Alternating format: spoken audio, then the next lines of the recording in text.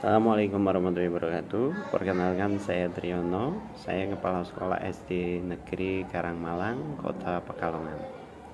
Pada video kali ini kita akan melihat hasil dari refleksi Bapak Ibu Guru yang mana merefleksikan kegiatan 1 tahun yang lalu dengan harapan dapat memperbaiki proses pembelajaran ataupun kegiatan belajar mengajar, juga program-program yang telah lalu, sehingga ke depan lebih baik lagi. Baik, marilah kita simak video berikut ini. Kami yang pertama mengenai kesulitan-kesulitan yang ada di kelas yang kami ketahui, yang kami temui. Yang pertama, masih banyaknya anak yang belum bisa lancar membaca. Ini dari kelas 2, dan di kelas 5 pun ada beberapa yang masih belum lancar membaca dan menulis, Bu. Menulisnya belum rapi. Ada 2 anak. Yang kedua adalah mengenai fasilitas kelas di kelas yang kurang memadai. Di sini ditulis tersedianya kipas dan lain-lain. Kipas itu nomor sekian, Bu, sebenarnya, Bu. Harusnya bukan kipas, Bu, ya, karena zaman sekarang AC. Permasalahan itu kan kalau kita melengkapinya, sebenarnya bukan melengkapi. Jadi kita menggunakan yang ada untuk digunakan bersama, satu untuk bersama, Bu. Ya. Yang ketiga, banyak anak yang masih mengalami kesulitan belajar. Misalnya lambat dalam berpikir, hiperaktif, dan ada yang ABK. Nah, kesepakatan untuk permasalahan masalah yang ada di kami, yang pertama, untuk anak yang belum bisa membaca, belum lancar membaca, memberikan jam tambahan khusus kepada anak-anak tersebut. Terus untuk yang kelas atas yang masih agak kesulitan adalah mengenai anak yang belum lancar untuk menulisnya itu masih sangat kacau, Bu. Jadi kemarin pada waktu di dinas itu kami memberikan ada dari kelas 1 dan ada dari kelas 5 juga. Kalau untuk dari kelas 1, kelas 2 mungkin masih normal, Bu, ya. Tapi ini kelas 5 membacanya agak kurang lancar dan menulisnya belum bisa, apalagi kalau didikte. Jadi sangat lambat sekali. Nah, kesepakatan pemecahan masalahnya kami memberikan pendampingan khusus, dan untuk yang kelas saya sendiri, saya memberikan catatan untuk anak untuk ditulis. Jadi latihan untuk menulis, nanti saya koreksi paling seperti itu. Tapi tidak sering, Bu. Baru 1 kali saya melaksanakan, jujur. Yang penting sudah saya laksanakan.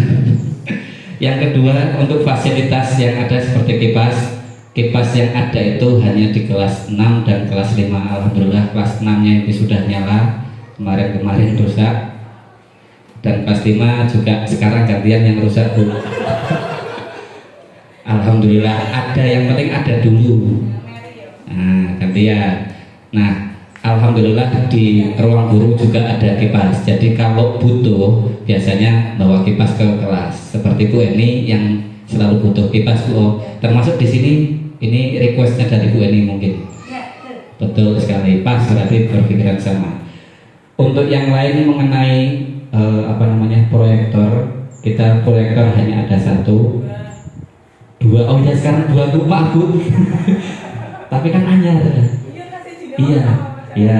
Sekarang alhamdulillah ada 2. Jadi kesulitannya diantaranya itu, Bu, kalau misalkan ada, kalau itu harusnya, tapi kan tidak mungkin, Bu, ya. Gantian paling bisanya kesulitannya kalau kita mau belajar menggunakan LCD, berarti gantian. Kalau pas bersamaan itu harus bergantian. Jadi harus komunikasi dengan gurunya, harus ada.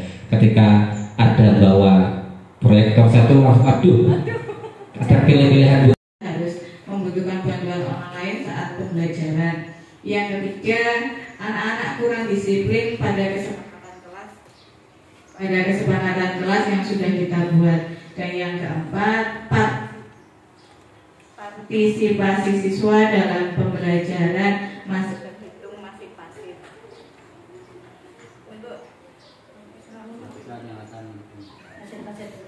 Untuk rencana belajar yang relevan dengan kesulitan yang dialami guru, antara lain kita selalu belajar dengan rekan sejawat.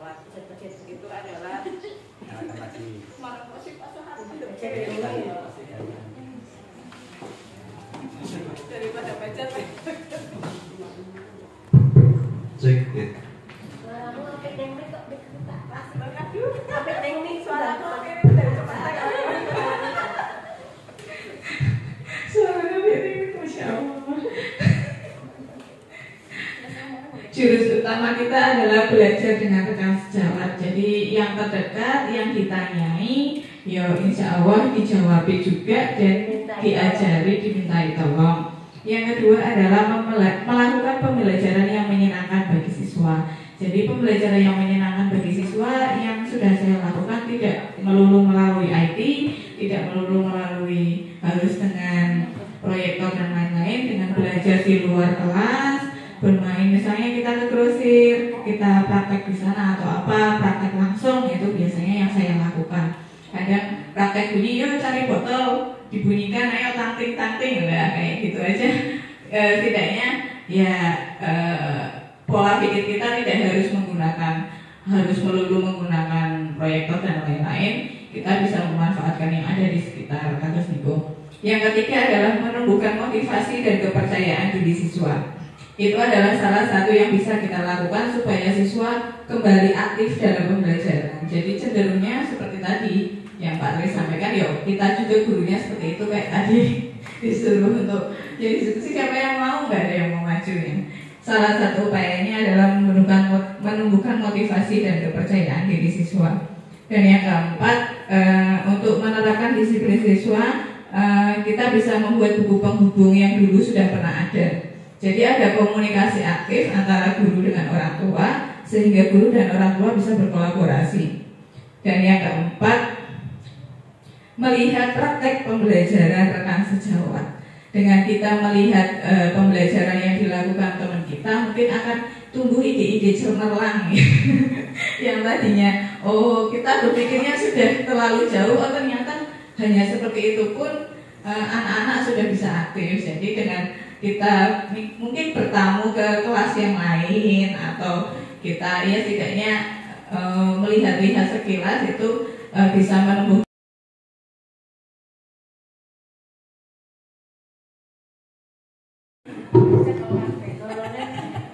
Kemudian juga masih banyak ditemukan peserta didik yang melanggar kesepakatan pada saat kegiatan observasi itu.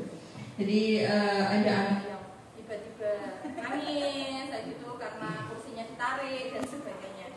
Jadi saya sendiri pengalamannya pada waktu observasi, di samping untuk mengelola kelas dalam hal pembelajaran, juga mengelola emosi anak. Jadi Bu, panas Bu, ini ditutup Bu, kayak gitu. Bu, gambarnya nggak kelihatan, seperti itu. Jadi double Bu naik di kelas rendah. Dan itu sangat di luar skenario. Kalaupun kita bikin modul ajar yang serinci mungkin, ternyata di luar itu. Kemudian upaya yang relevan dengan kesulitan yang dihadapi, yang pertama kami sebagai guru perlu meningkatkan pemahaman dan motivasi peserta didik tentang kesepakatan kelas. Jadi mohon maaf karena saya pribadi membuat kesepakatan kelas itu baru. Jadi waktu mau ada observasi, kita ambil disiplin positif, ternyata kita juga harus membuat kesepakatan kelas. Saat itu baru kita kenalkan kesepakatan kelas. Dan anak-anak itu masih ngambang tentang pemahaman kesepakatan kelas itu apa, gunanya untuk apa, seperti itu. Jadi selain kita